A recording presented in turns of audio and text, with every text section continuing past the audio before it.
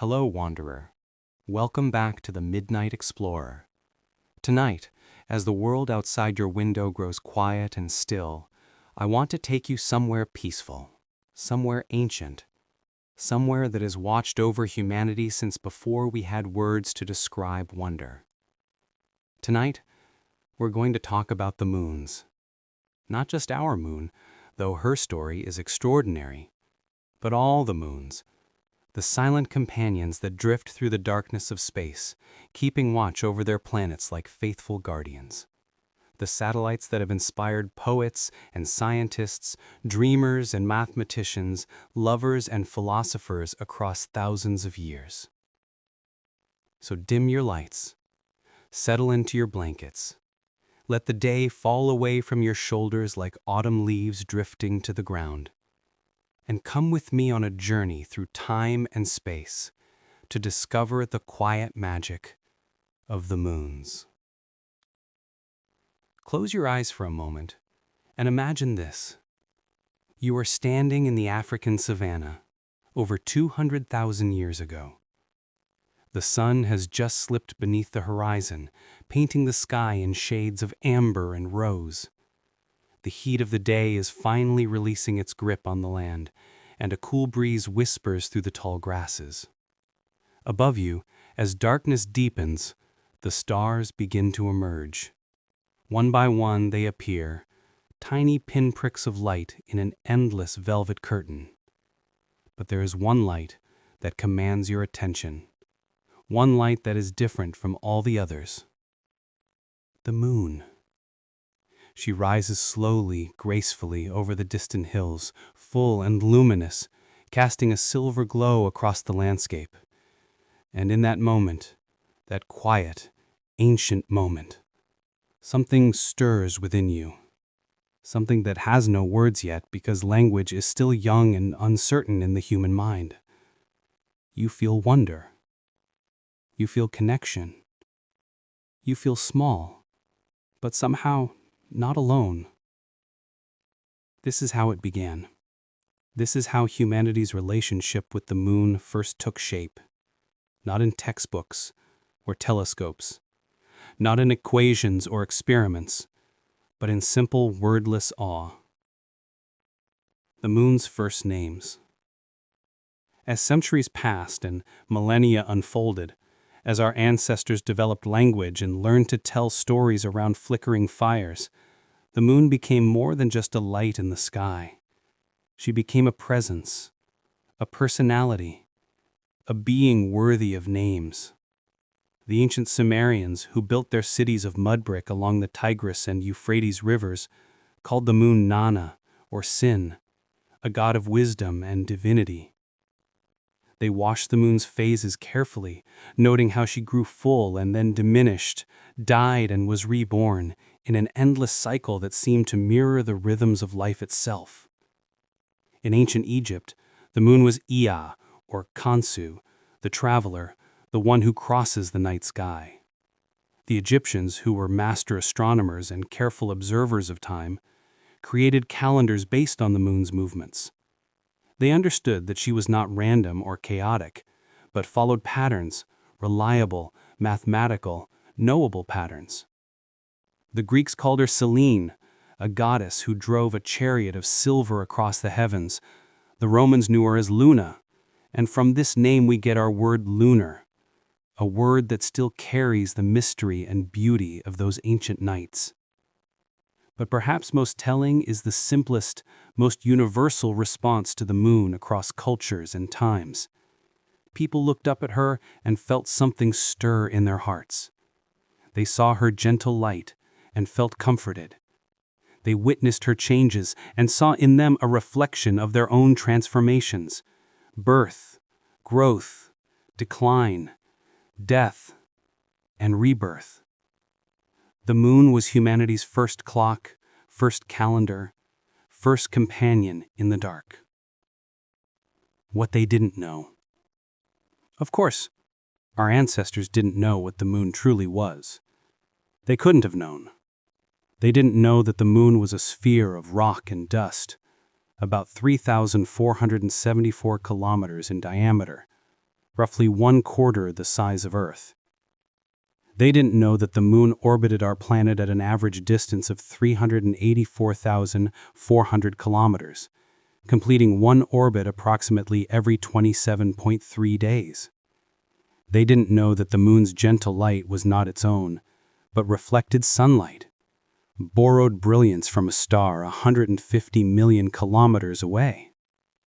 They didn't know that the moon's surface was covered in craters, the scars of billions of years of cosmic impacts. That her dark patches, the features that humans imaginatively called seas or maria, were actually vast plains of solidified lava from ancient volcanic eruptions. They didn't know that the moon was slowly, imperceptibly, drifting away from Earth at a rate of about 3.8 centimeters per year. That billions of years ago she hung much closer to our planet, appearing enormous in the sky, creating tides of unimaginable power. They didn't know that the moon was the reason our days are 24 hours long, that her gravitational influence had slowed Earth's rotation over eons, stabilizing our planet's axial tilt and making complex life possible. But in a way, their not knowing made the moon even more magical. Because when you don't have scientific explanations, you create stories instead. And those stories, those beautiful, imaginative myths, reveal something profound about human nature. They show us that even without understanding, we sought connection. We sought meaning. We looked at the moon and saw not just an object, but a relationship. And perhaps that's the most important fact about the moon. She has always been there, constant and patient, waiting for us to understand her better. Now let's travel forward in time to a cold January night in 1610. We are in Padua, Italy. In a modest house, a man named Galileo Galilei stands at his window, holding a tube of brass and glass. It's a telescope, one he has improved himself, grinding the lenses with his own hands, increasing its magnification far beyond what was previously possible. Galileo is not a young man anymore. He's in his mid-40s with a graying beard and eyes that have spent thousands of hours observing the heavens. Tonight, he points his telescope at Jupiter, that bright, wandering star that the ancients knew moved against the background of fixed stars. And what he sees changes everything. There, near Jupiter, are 3 points of light, small but distinct.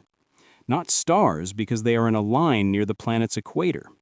He watches them for hours, sketching their positions carefully. The next night, he looks again, and the lights have moved. They've changed position relative to Jupiter. Over the following nights, he discovers a fourth light. And slowly the profound truth dawns on him. These are not stars at all.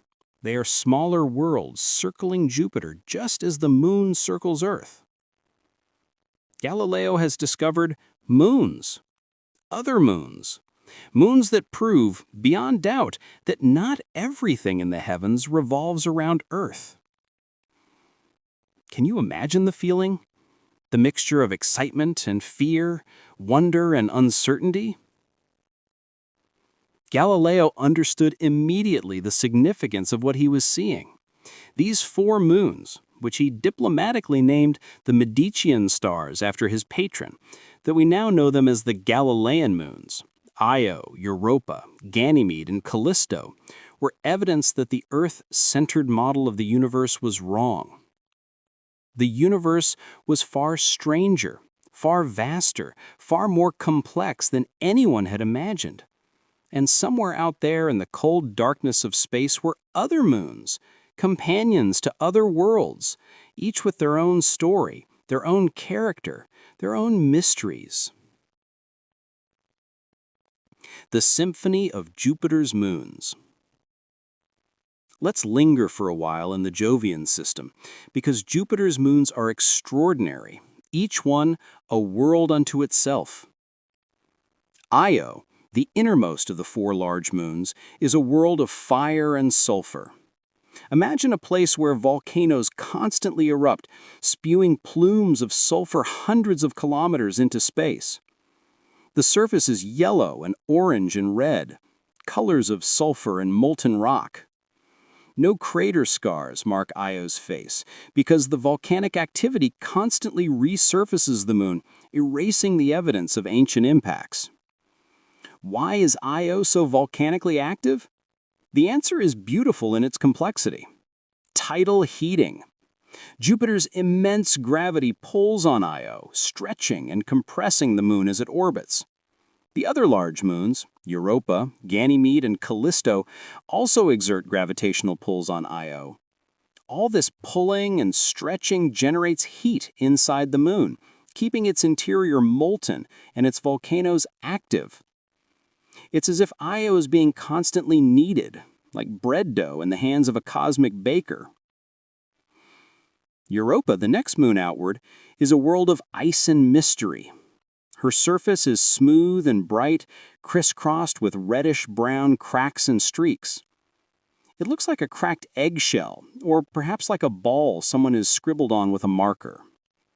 But beneath that icy surface, scientists believe lies an ocean.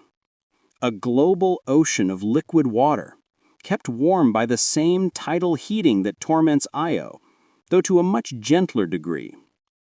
This ocean might be twice the volume of all Earth's oceans combined, hidden beneath a shell of ice perhaps 10 to 15 kilometers thick. And where there is liquid water, and energy, and chemical ingredients, there might be life. Europa represents one of the most tantalizing possibilities in the search for life beyond Earth. Not life on a distant star system light years away, but life right here in our own solar system, in the ocean of a moon orbiting Jupiter. Ganymede is the largest moon in our entire solar system, even larger than the planet Mercury. If Ganymede orbited the Sun directly instead of Jupiter, we would call it a planet. Its surface is a mix of old, dark, heavily cratered terrain and younger, lighter groove terrain. It's the only moon known to have its own magnetic field, suggesting that it too might have a subsurface ocean, this one sandwiched between layers of ice. And Callisto, the outermost of the four, is ancient and battered. Its surface is one of the most heavily cratered in the solar system. Callisto is a history book, a record of billions of years of cosmic bombardment. Unlike Io and Europa, Callisto seems geologically dead, unchanging, a quiet witness to the violent history of the early solar system. 4 moons, 4 personalities, 4 completely different worlds, all orbiting the same planet, all discovered on that cold night in 1610 when Galileo first pointed his improved telescope skyward. Saturn's enchanted court. If Jupiter is the king of planets, then Saturn is the one who wears the crown of light, those magnificent rings that have captivated observers since they were first glimpsed, though not understood, by Galileo himself. And surrounding Saturn are moons, over 140 of them discovered so far, though only a few dozen are large enough to have names and distinct personalities. Titan, Saturn's largest moon, deserves special attention. Titan is extraordinary, the only moon in the solar system with a thick atmosphere.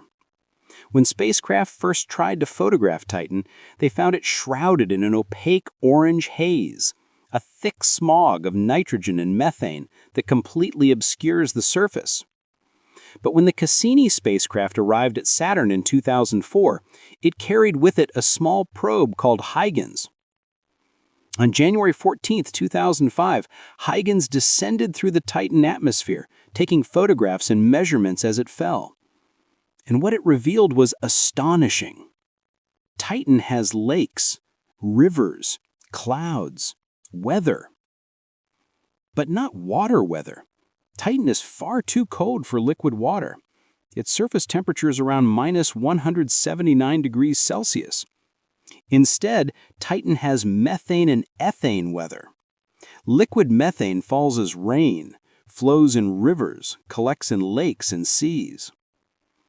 The surface has been shaped by erosion, by flowing liquids carving channels and depositing sediments.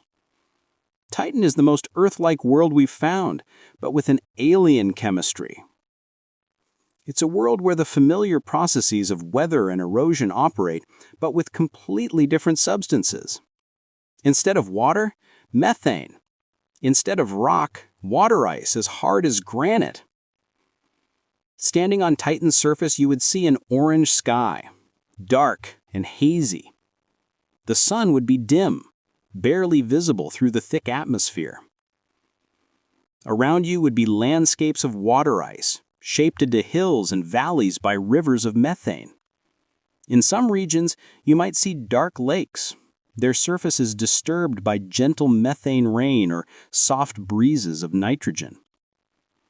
It would be cold beyond imagination and deadly to unprotected human life, but it would also be hauntingly beautiful. Enceladus, a much smaller moon of Saturn, has its own extraordinary secret. From cracks near its south pole, Enceladus shoots water ice and vapor into space. Enormous geysers that spray material hundreds of kilometers high. Some of this material falls back to the surface as snow. Some escapes into space and becomes part of Saturn's E-ring. But where is this water coming from? Just like Europa, Enceladus appears to have a subsurface ocean, kept warm by tidal heating from Saturn's gravity. And in the samples collected from those geysers by the Cassini spacecraft, scientists found not just water, but also organic compounds and salts, ingredients that on Earth are associated with life. Enceladus is another place, another moon, where life might exist. Not life as we know it on Earth's surface, but perhaps simple microbial life in a dark, cold ocean, clustered around hydrothermal vents on the ocean floor, much like the strange ecosystems discovered in Earth's deepest oceans. Mimas, with its enormous crater Herschel, looks uncannily like the Death Star from Star Wars. But this resemblance is coincidental. Mimas was photographed in detail years after the movie was made. That giant crater, about 1/3 the diameter of the entire moon, was caused by an impact that nearly shattered Mimas entirely. If the impactor had been slightly larger or struck... Let's return now to our moon, Earth's moon, Luna, the one that has walked beside us throughout all of human history. How was she born? For most of human history, this question had no answer beyond mythology. But in the latter half of the 20th century, as scientists studied the rocks brought back by the Apollo missions, as they built computer models of the early solar system, a remarkable story began to emerge. About 4.5 billion years ago, when the Earth was young, a molten world still coalescing from the disk of dust and gas surrounding the infant sun, another world approached. This world, which scientists have named Theia, after the Greek goddess who was the mother of Selene, was roughly the size of Mars. Theia's orbit crossed Earth's orbit, and one day, in a cosmic event of unimaginable violence, the two worlds collided. Picture it, two molten planets crashing together at thousands of kilometers per hour. The impact vaporized huge portions of both worlds. Rock turned to gas. The energy released was beyond comprehension. But Theia didn't destroy Earth. Instead, in a glancing blow, it melted into our planet. Its iron core sinking down to join Earth's core, the lighter materials, vaporized rock and metal, were thrown into orbit around Earth, forming a disk of incredibly hot, glowing debris. Over time, perhaps as little as a century, perhaps as much as 1,000,000 years, this disk of debris began to cool and coalesce. Particles collided and stuck together. Larger chunks gravitationally attracted smaller ones. And gradually, from this disk of destruction, a new world formed. The Moon. She was born from violence, from chaos, from the collision of worlds. And she was born close, perhaps as close as 22,000 kilometers from Earth, compared to the 384,400 kilometers she is from us today. In the sky of early Earth, the Moon would have appeared enormous, perhaps 15 times larger than she appears now. The tides she raised were colossal. Waves of molten rock rose and fell on Earth's surface, responding to the Moon's pull. Even after Earth's surface cooled and solidified, ocean tides would have been hundreds of meters high, reshaping coastlines, mixing the ancient oceans, perhaps even playing a role in the chemistry that led to life. And then, slowly, over billions of years, the Moon drifted away. The same tidal forces that the Moon exerted on Earth also slowed Earth's rotation, and through the conservation of angular momentum, the Moon moved farther from Earth. She's still moving away, still drifting, though so slowly that no human lifetime could perceive it. But someday, billions of years from now, the Moon will be so distant that she will no longer completely cover the Sun during eclipses. And eventually, much farther in the future, the Moon will drift to a stable distance and remain there, locked in a frozen dance with Earth, each showing the same face to the other for all eternity. But that's a story for the far future.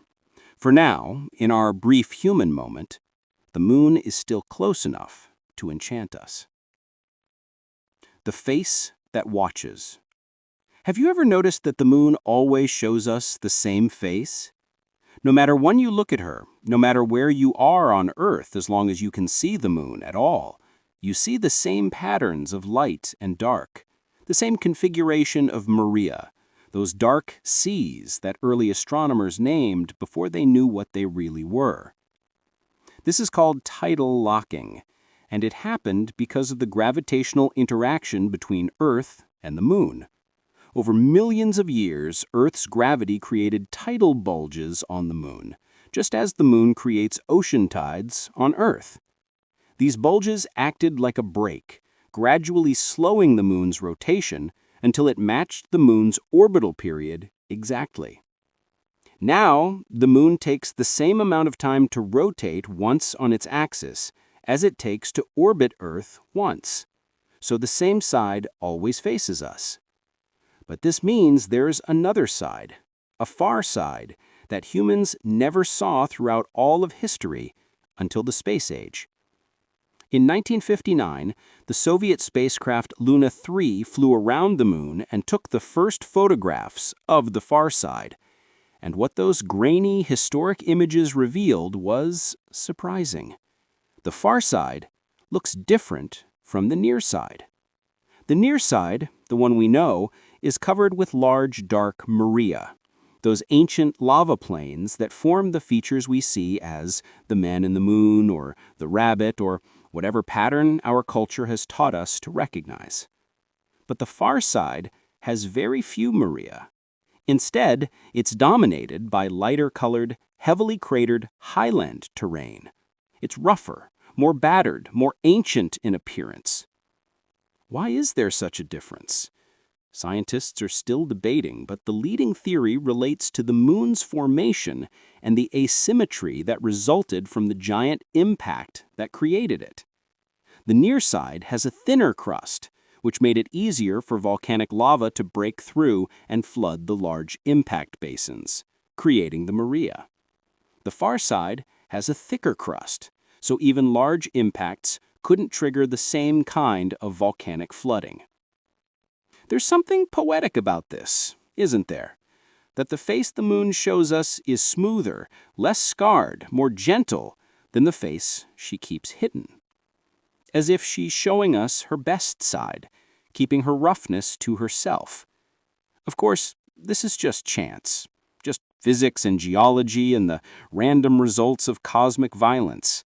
But it's hard not to feel that there's something intentional in it, something almost tender. Walking on Moonlight. July 20th, 1969. Let's go there for a moment. Let's imagine what it was like. Neil Armstrong and Buzz Aldrin, two human beings, descending in a fragile craft called Eagle toward the surface of another world. The lunar module's descent engine firing, slowing their fall, kicking up plumes of dust from the surface. Armstrong looking out the window, realizing they're coming down in a boulder field, not the smooth area they'd planned for. He takes manual control, flies the module horizontally, searching for a better landing spot, the fuel gauge dropping lower and lower. And then, the Eagle has landed. 6.5 hours later, the hatch opens. Armstrong climbs down the ladder, and then, with the entire world watching with a television audience of 600 million people, he steps off the ladder onto the moon's surface. That's one small step for man, one giant leap for mankind. The words are famous, perhaps the most famous words spoken in the 20th century. But sometimes we forget the profound strangeness of what they represented. A human being, a creature evolved in the forests and savannas of Africa, standing on the surface of another world, walking on the moon that had watched over humanity for 200,000 years, that had been worshipped as a god, that had inspired countless poems and songs and stories. Now it had human footprints on its surface. Armstrong described the surface as covered in fine powder, like graphite. Aldrin, joining him, described the landscape as magnificent desolation. They bounced and hopped in the low gravity, 1/6 of Earth's gravity, finding movement both easier and stranger than they had expected. They planted a flag, not as a symbol of territorial claim, but as a memorial to the achievement. They collected rocks, they set up scientific instruments, they took photographs, iconic images that we've all seen of astronauts in bulky white suits against the black sky, Earth hanging blue and distant in the darkness, their own reflections visible in each other's helmet visors. And then, after just 2.5 hours on the surface, they climbed back into the lunar module, sealed the hatch, and launched back toward orbit, toward Collins in the command module, toward home. 5 more Apollo missions landed on the moon. 12 men total walked on its surface. The last, Eugene Cernan, left the moon's surface on December 14th, 1972. And as of the time I'm speaking to you now in 2025, no human has returned. That brief window, July 1969 to December 1972, when humans walked on the moon, feels almost dreamlike now. Did we really do that? Did we really travel nearly 400,000 kilometers through the vacuum of space, land on another world, and return safely? It seems almost impossible, almost like a myth itself. But the evidence is there. The footprints are still on the moon's surface, unchanged by erosion because there is no erosion without atmosphere or water. Waiting. The flags are still there, though probably bleached white by decades of unfiltered solar. Everything we've talked about so far, our moon, Jupiter's volcanic Io, Saturn's mysterious Titan, all the strange and wonderful moons of our solar system, these are the moons we know intimately because we can observe them, send spacecraft to them, study them in detail. But here's something wonderful to consider. There are almost certainly countless moons in the wider cosmos, orbiting planets around other stars, in solar systems light years away. We call planets orbiting other stars exoplanets, and as of 2025, we've discovered thousands of them. Some are gas giants like Jupiter, others are super-Earths, rocky planets larger than Earth but smaller than Neptune. Some orbit close to their stars, scorched and hellish. Others orbit far away, frozen and dark. And while we haven't yet definitively detected a moon orbiting an exoplanet, what astronomers call an exomoon, we know they must be there. Why? Because moon formation seems to be a natural consequence of planet formation. Moons form from the disks of materials surrounding young planets, or from captured objects, or from giant impacts like the one that formed our own moon. There's no reason to think these processes are unique to our solar system. Imagine a moon orbiting a gas giant in the habitable zone of a distant star. The gas giant itself might be too massive, its gravity too strong to support life, but its moon, perhaps a world the size of Earth or Mars, could be just right. It could have liquid water, a protective atmosphere, stable temperatures. It could have life. It's possible, even likely, that the first life we discover beyond our solar system will be found not on a planet, but on a moon. The dream of exomoons. Detecting exomoons is extraordinarily difficult. Even detecting exoplanets was considered impossible until the 1990s, and planets are much larger and more massive than moons. Moons are small, they orbit planets rather than stars, and their gravitational influence is subtle. But astronomers are clever, and they've developed techniques that might work. One method involves carefully studying the timing of planetary transits, when a planet passes in front of its star from our perspective, causing a tiny temporary dimming of the star's light. If that planet has a large moon, the moon might cause additional smaller dimmings.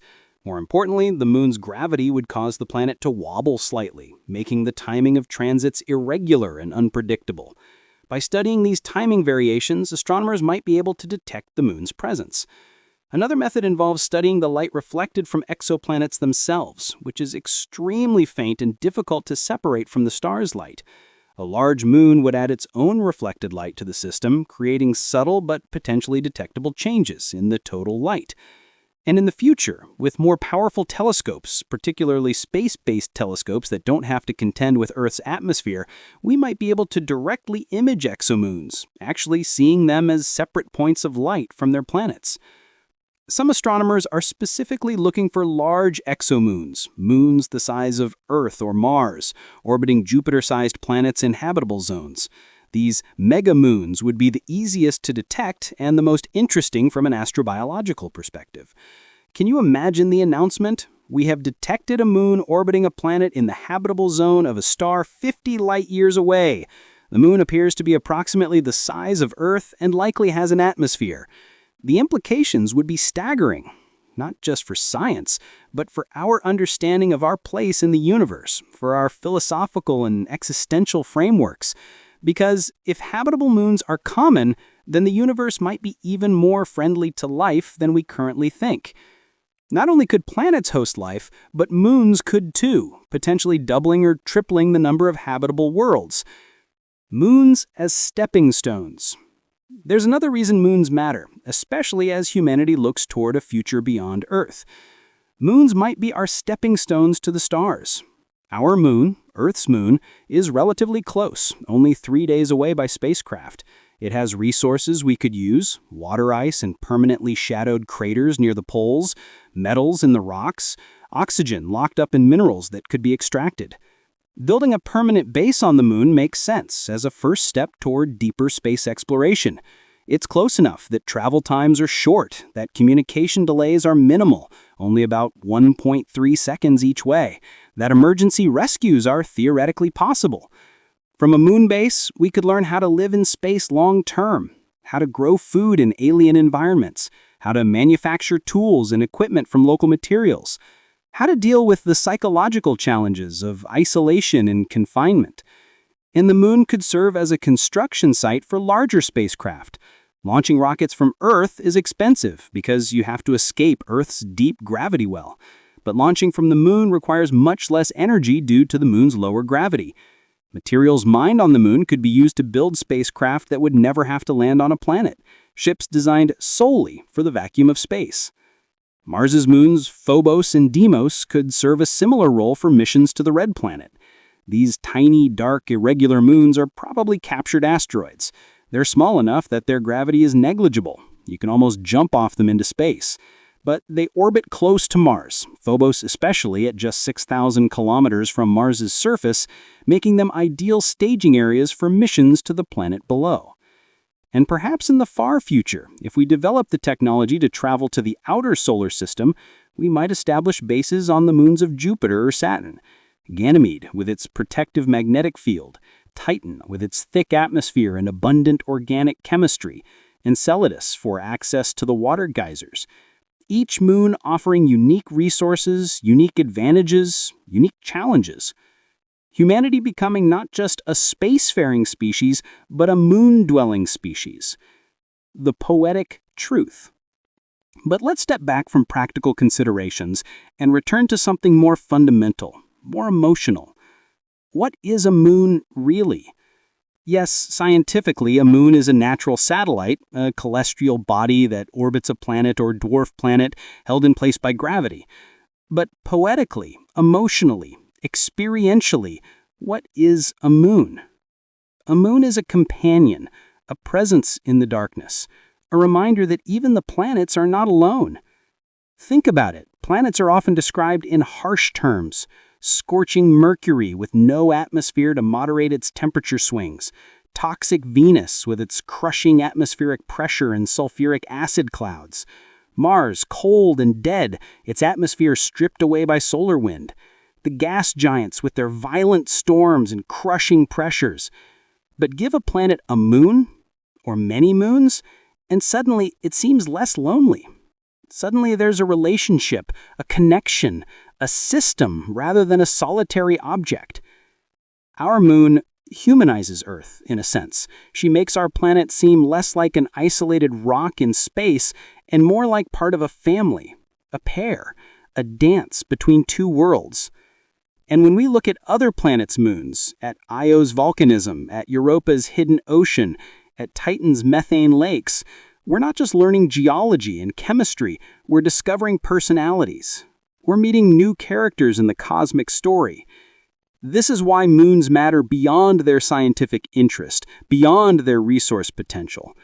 Moons matter because they remind us that the universe is not empty and void, but full of relationships, full of connections, full of beauty that exists whether or not anyone is watching.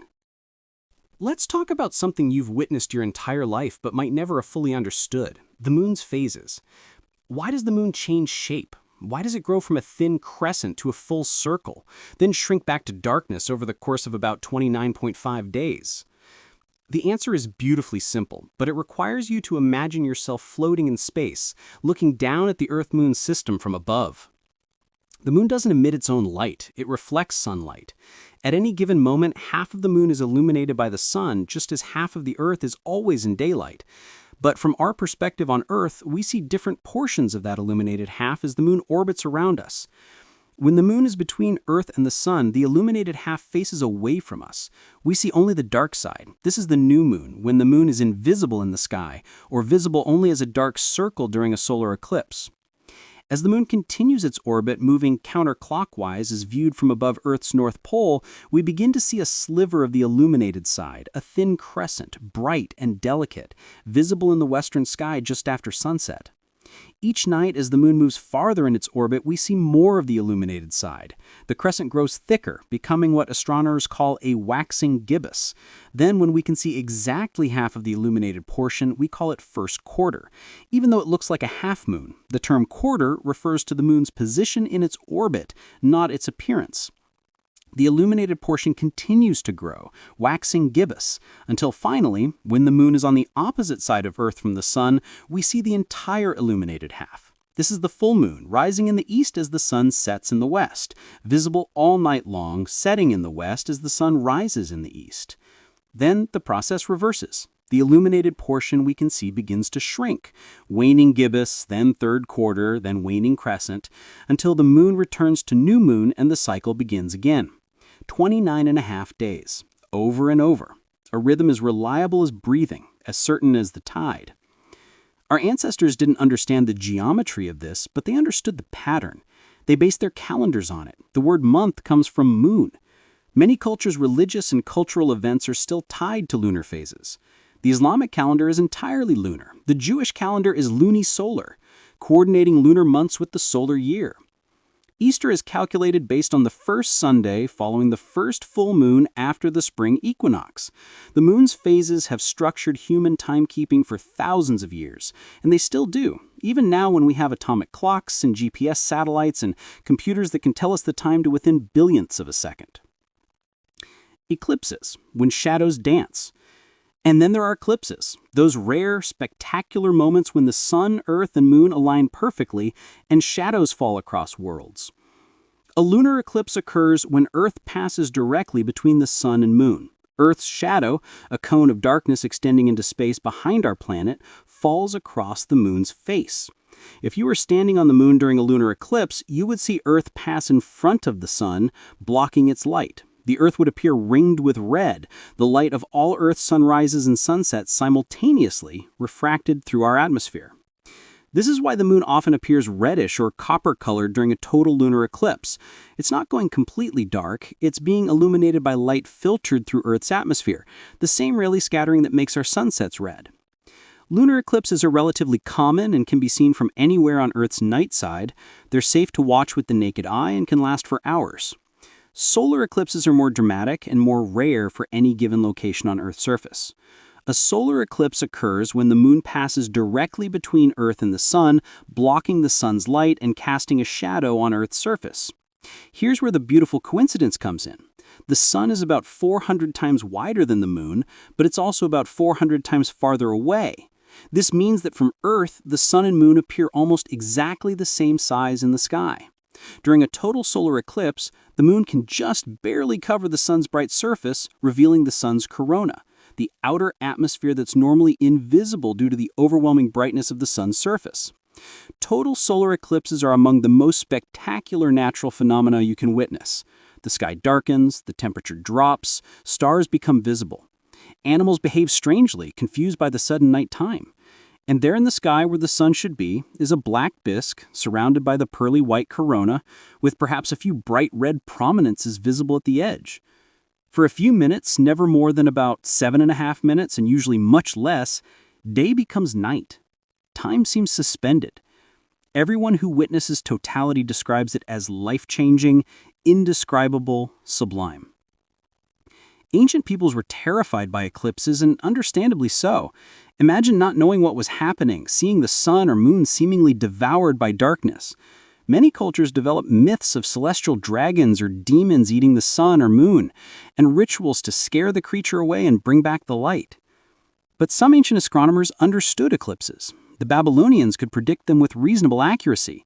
The ancient Greeks understood the geometry involved. During a lunar eclipse in 425 BCE, Aristotle noted that Earth's shadow on the moon was curved, providing evidence that Earth itself was spherical.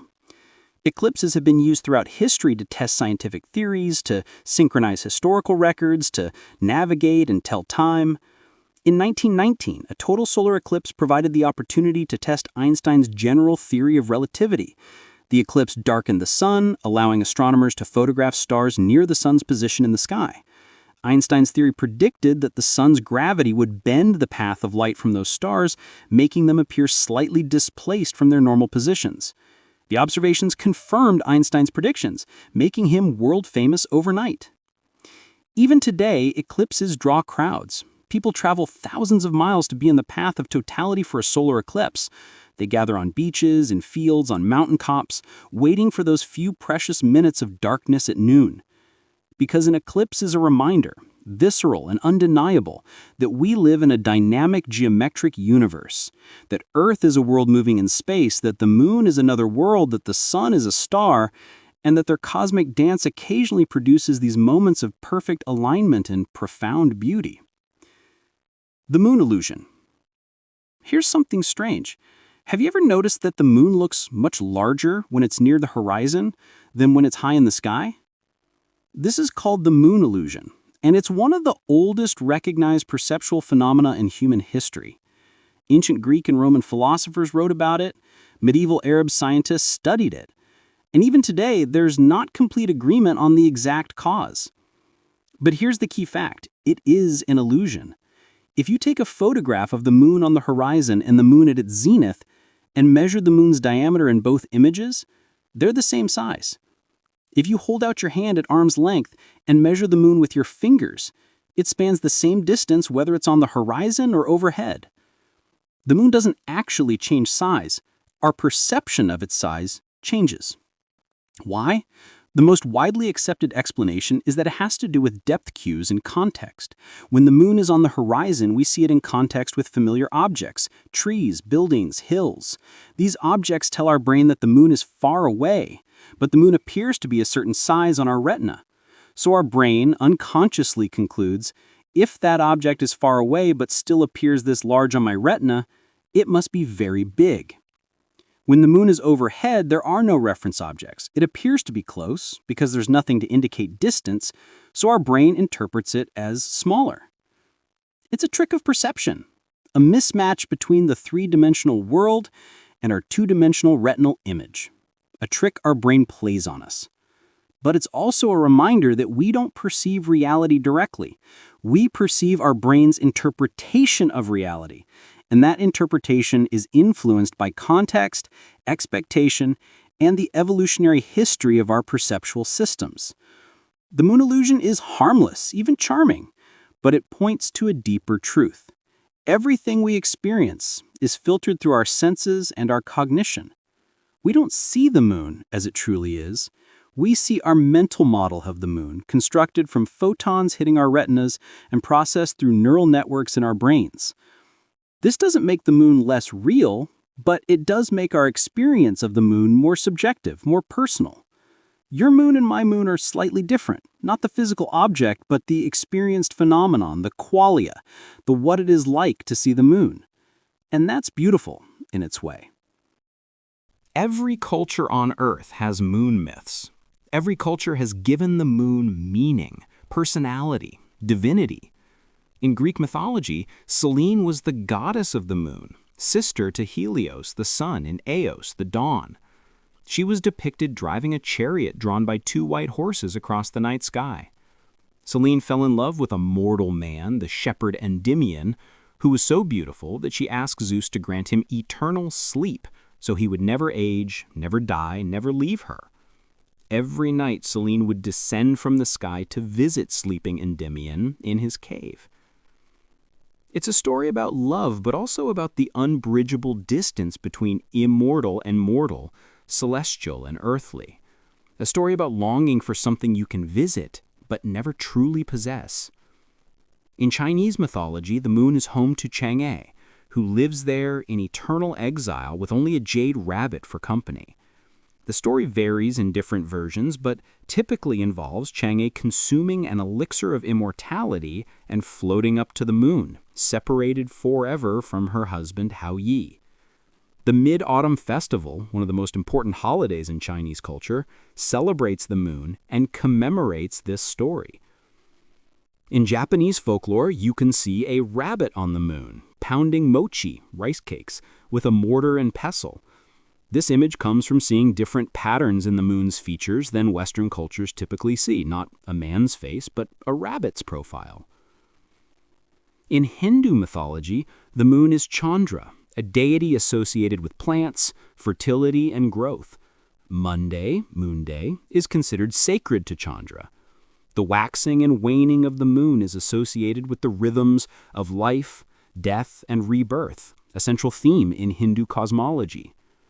In Norse mythology, the moon is personified as Mani, brother to Sol, the sun.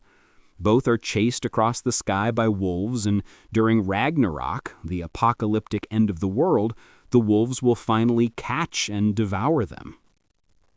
Indigenous North American cultures have numerous moon stories. In many traditions, the moon is a powerful spirit, sometimes male, sometimes female, often associated with transformation and the cyclical nature of time. The concept of marking time by moons rather than months comes from these traditions. African cultures have rich lunar mythologies. In some West African traditions, the moon is associated with female power and fertility. The Khoisan people of southern Africa tell of how the moon was once bright like the sun, but the sun threw mud at it, dimming its light as punishment for the moon's pride. What's striking is not the differences between these stories, but the similarities. Across cultures separated by thousands of miles and thousands of years, humanity has looked at the moon and seen a connection to time, cycles, and change, a link to femininity, fertility, and birth, a symbol of loneliness, exile, or separation, a representation of death and rebirth, a reminder of the distance between earthly and divine. These aren't arbitrary associations. They reflect genuine aspects of the moon's behavior. The moon does change in a cycle that roughly matches the human menstrual cycle, although this is likely coincidence rather than causation. The moon's phases are the most obvious celestial cycle, making it a natural symbol for any recurring pattern. The moon does illuminate the night while remaining distant, unreachable, separate. Our ancestors didn't understand the moon scientifically, but they understood it emotionally, symbolically, experientially. And the stories they told reveal deep truths about human psychology and our relationship with the cosmos. The moon and madness. The word lunacy comes from lunar. Lunatic means moonstruck. For centuries, people believed that full moons caused madness, increased crime rates, brought out werewolves, and generally made the world more chaotic and dangerous. Hospital workers will sometimes tell you that emergency rooms are busier during full moons. Police officers might say that crime increases. Teachers might claim that students behave worse. But here's the scientific truth. Statistical studies have found no correlation between moon phases and any of these things. No increase in crime, no increase in emergency room admissions, no increase in psychiatric episodes, no increase in births or deaths or accidents or anything else. The moon does not make people crazy. So why does this belief persist? Part of it is confirmation bias. If you believe full moons cause chaos, you notice and remember the chaotic events that happen during full moons, while forgetting the equally chaotic events that happen at other times. You also forget the completely ordinary, calm full moon nights that don't fit your expectation. Part of it is the availability heuristic. A particularly dramatic event that happens during a full moon, a major crime, a strange encounter, becomes a memorable story. The full moon gets woven into the narrative, even though the two things were coincidental. And part of it is simply the moon's power over our imagination. The full moon is bright, noticeable, beautiful, strange. It feels significant. So when it's visible, we expect significant things to happen, and our expectation shapes our perception. In a way, the lunacy effect is a testament to the moon's psychological power, even if it's not a literal causal power. The moon doesn't make us mad, but it does make us wonder. And sometimes wonder feels like a bit of madness. Werewolves, vampires, and things that hunt by moonlight. The werewolf, the human who transforms into a wolf during the full moon, is one of the most enduring monsters in human folklore. Stories of lycanthropy, from the Greek for lycos and anthropos for human, go back thousands of years. Why the full moon?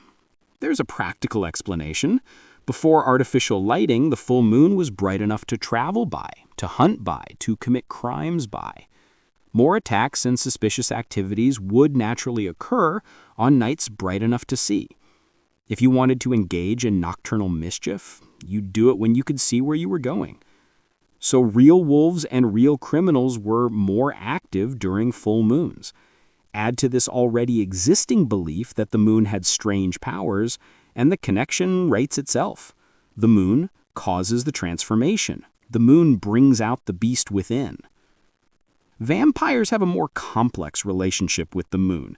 In most traditional folklore, vampires aren't actually affected by the moon at all. They're repelled by sunlight, by crosses, by garlic, but the moon is neutral. The association between vampires and the moon is more aesthetic than functional. Both belong to the night. Both are pale and cold and beautiful in a haunting way. But there's something deeper here, too. The werewolf and the vampire represent different kinds of transformation. The werewolf's transformation is involuntary, cyclical, tied to natural rhythms. You become a beast whether you want to or not, when the moon is full, following a pattern you can predict but not control. The vampire's transformation is a one-time event. Once bitten, forever changed. It's permanent, not cyclical. It represents death and rebirth in a different sense. The death of your human life and your rebirth as something else, something that will never change again. Both myths are about the fear of losing control, of becoming something other than yourself, and both associate this fear with darkness, with night, with the liminal spaces where human civilization ends and something wilder begins. The moon presides over these myths not because it causes these transformations literally, but because it represents the threshold between day and night, between the known and the unknown, between the civilized world and the wild world. And isn't that what the moon has always been? A threshold, a border, a reminder that there is something beyond the everyday, something strange and beautiful and frightening, hanging there in the sky just out of reach. As I speak to you in 2025, humanity is preparing to return to the moon. NASA's Artemis program aims to land humans on the lunar surface again, for the first time since 1972. But this time, the goal isn't just to visit and leave footprints. The goal is to stay, to build a sustainable presence, to use the moon as a base for learning how to live and work in space for extended periods. Why return now, after more than 50 years? The cynical answer is politics, national pride, international competition. China has landed rovers on the moon's far side and has announced plans for a crewed lunar base.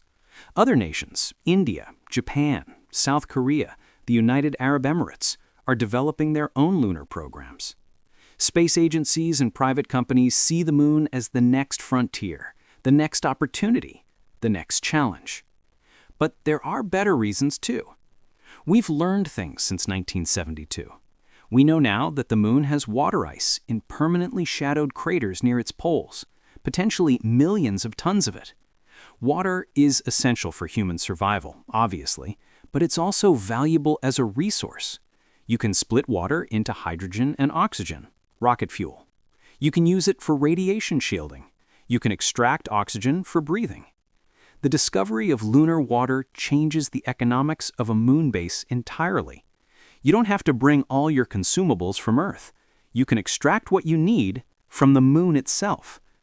We've also developed new technologies, better spacesuits, more efficient life support systems, advanced robotics, 3D printing that could potentially use regolith, moon dust, as raw material for construction, solar panels that could provide power during the 2-week lunar day, and possibly nuclear power for the 2-week lunar night. And we have different goals now. The Apollo program was about being first, about demonstrating technological superiority, about winning a race. The new lunar programs are about sustainability, about learning, about preparing for Mars and the deeper solar system. Imagine a permanent base on the moon, perhaps in Shackleton Crater near the South Pole, where there are regions that are almost constantly illuminated by sunlight, good for solar power, near regions that are permanently shadowed, good for accessing water ice. The base starts small, a few habitation modules, support systems, a small crew of astronauts rotating every few months. They conduct scientific experiments. They test equipment. They learn what works and what doesn't in the lunar environment. Over time, the base grows. More modules are added. The crew expands. They start mining water ice, extracting oxygen and hydrogen. They establish a refueling depot for spacecraft heading to Mars or the asteroid belt. They build telescopes on the moon's far side, shielded from Earth's radio emissions, able to observe the universe with unprecedented clarity. They conduct experiments in the low gravity, not zero gravity like in orbit, but 1/6 gravity, enough to keep things anchored, but not so much as to prevent interesting effects. Maybe they start growing food, not in rich Earth soil, but in hydroponic systems, maybe eventually in processed lunar soil, supplemented with nutrients from Earth. Fresh vegetables and fruits, something green and alive in the gray and black landscape of the moon. And maybe eventually, people begin to think of the moon not as a destination to visit, but as a place where humans live, a second human world, a home away from home. Mining the moons. But it's not just our moon that interests those looking toward humanity's future in space. Other moons, particularly in the outer solar system, offer resources that could be valuable. Titan's thick atmosphere and abundant hydrocarbons make it potentially useful as a source of fuel and chemical feedstock.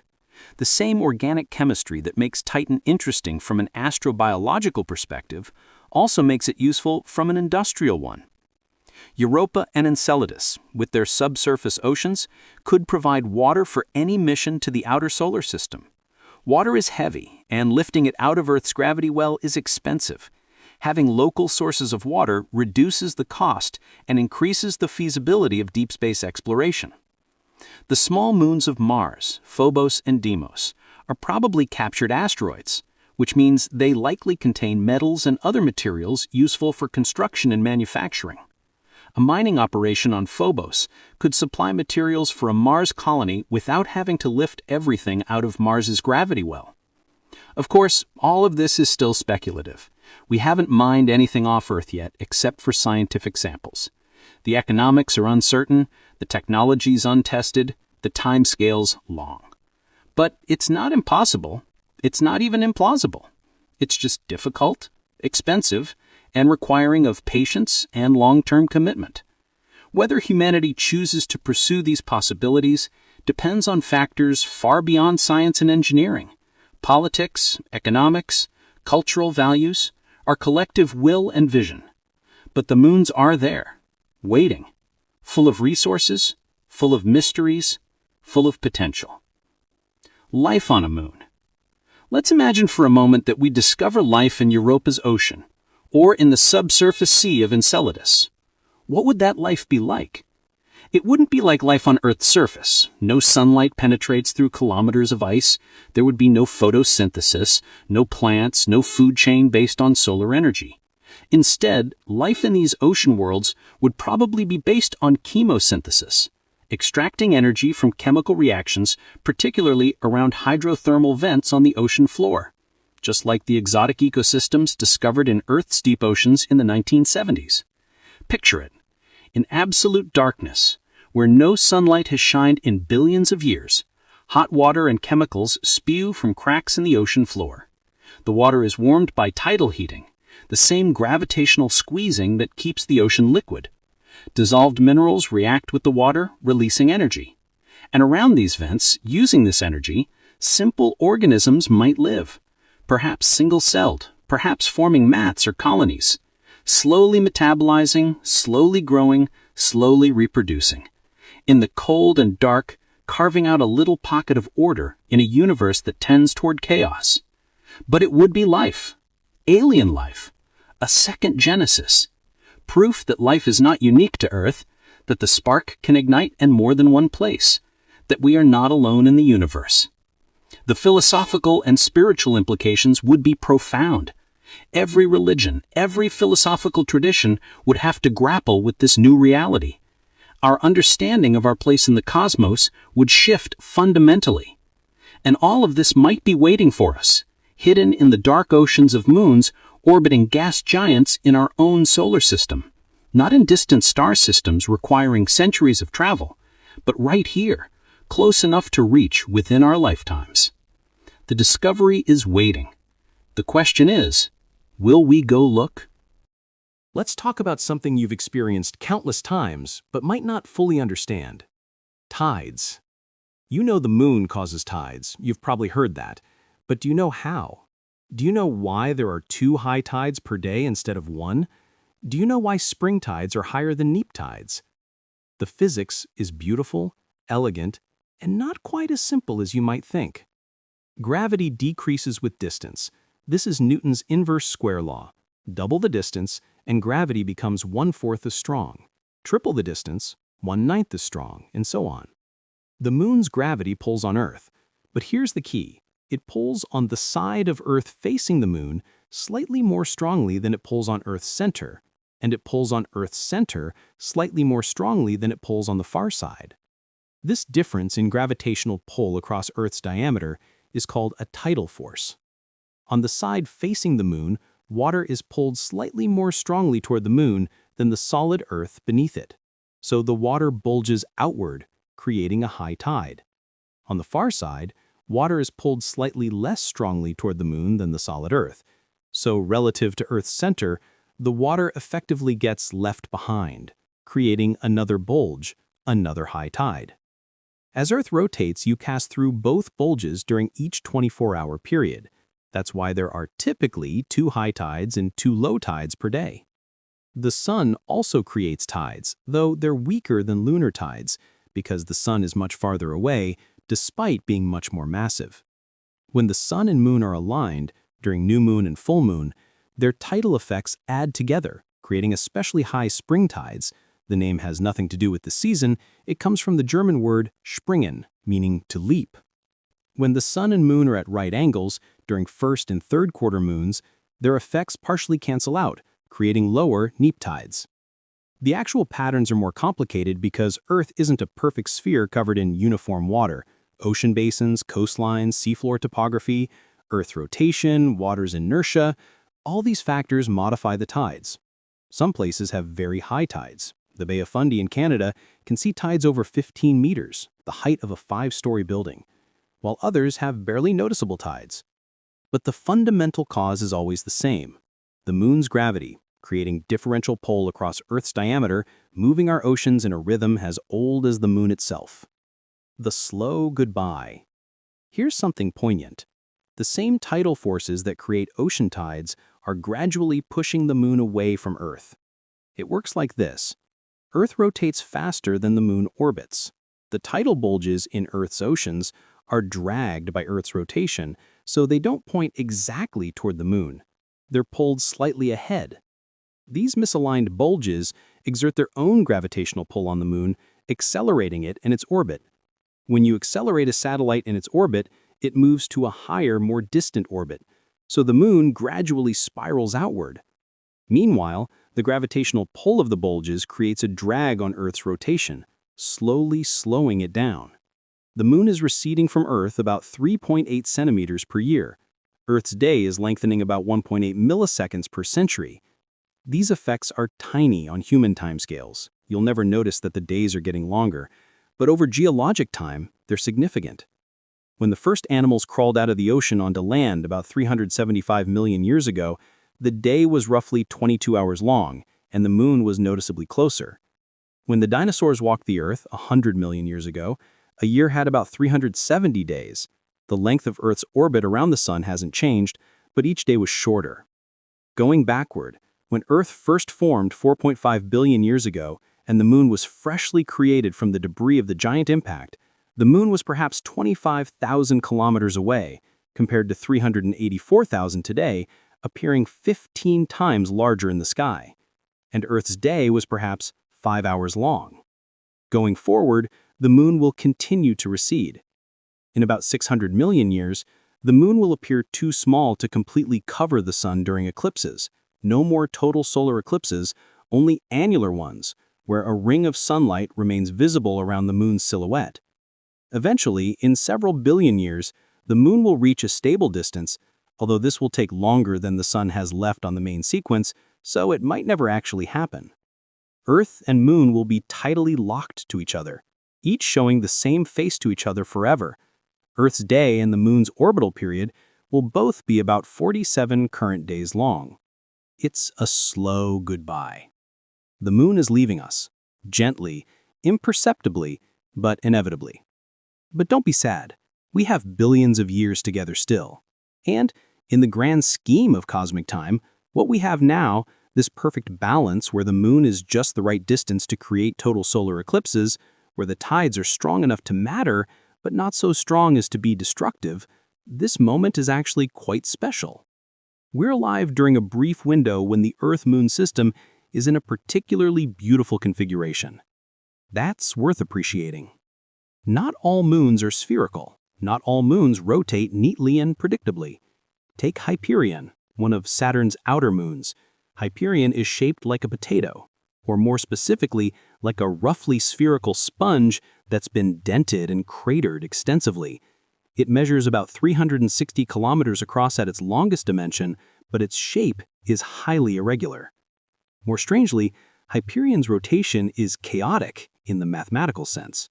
Most moons rotate at a steady rate, completing one rotation in a consistent period, but Hyperion tumbles erratically, unpredictably.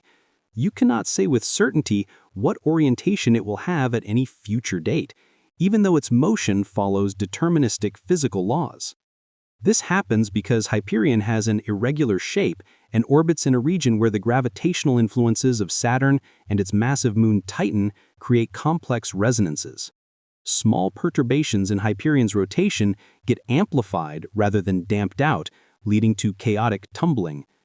If you were somehow standing on Hyperion's surface, which would be very difficult given its low gravity, you could probably jump off it into space, the sky would move in unpredictable ways.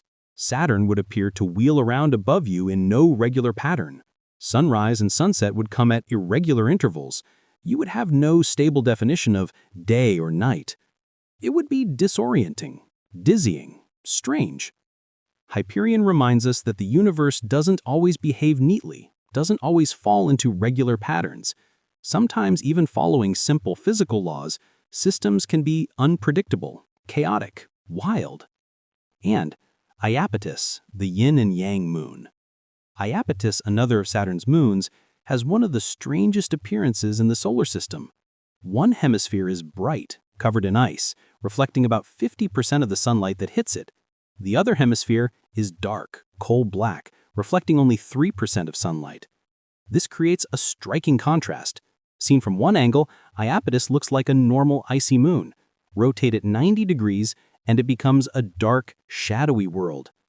The explanation involves thermal effects and orbital mechanics. Iapetus orbits far from Saturn, and it's tidally locked, always showing the same face toward its orbital direction. The leading hemisphere, the side facing forward in the orbit, is slightly warmer because of friction with dust and particles in space. This slight warming causes ice to sublime, turn directly from solid to gas, slightly faster on the leading hemisphere.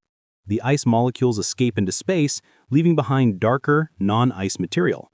This darker material absorbs more sunlight, heating up further, causing more ice to sublime, exposing more dark material, a runaway feedback effect.